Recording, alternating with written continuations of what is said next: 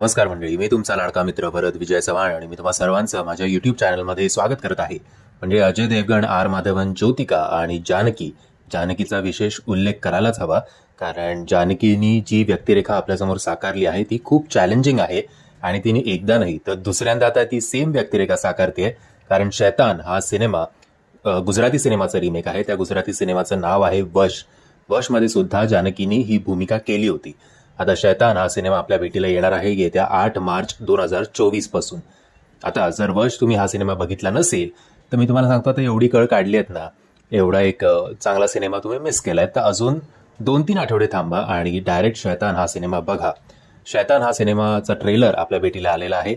So trailer बघून no doubt R Madhavan जेवढा impress करतोय त्याच्यापेक्षा जास्त जानकी आपल्याला इम्प्रेस करते, कारण सोपा नाही आहे तो रोल करणं.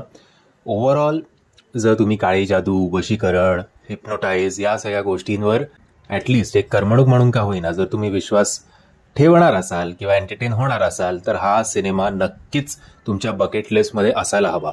म्हणजे जेव्हा तुम्ही ट्रेलर बघता आणि ट्रेलरमध्ये तुम्ही एक काम करा, फक्त ना डोळे बंद करून या ट्रेलरचं बीजीएम ऐका. बीजीएम ऐकूनच ना तुमच्या अंगावर शहारे येतील आणि काही गरज नाही आहे कोणाचा अभिनय बघण्याची, काय नाही. डोळे बंद करून फक्त आर माधवनचे डायलॉग्स फील करा. ही मुलगी कशी काय तडपते, कसे आरडाओरड सुरू आहेत हे तुम्ही डोळे बंद करून पण व्हिज्युअलाइज करू शकता. इतका पॉवरफुल हा ट्रेलर झालेला आहे.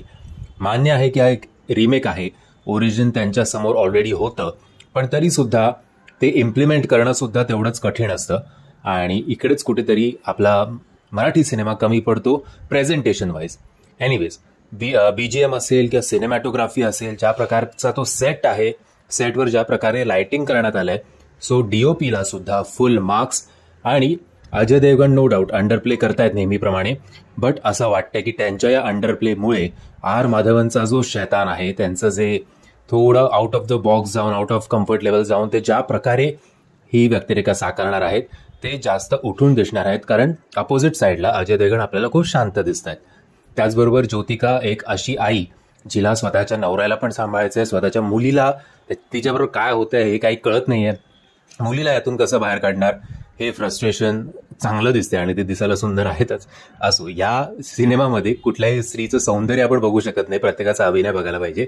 आणि last but not the least, Janaki, hats off. कारण अशी व्यक्तिरेखा 2-2, 3-3 वेळा करणं थोडं तुम्हाला मेंटली चॅलेंजिंग ठरू शकतं आणि तुम्हाला त्रास होऊ शकतो, पण असं इतकं इझिली ते करते की आपल्याला ऍक्च्युअली असं वाटतंय की ही खरंच कोणाची तरी कठपुतली झालेली आहे.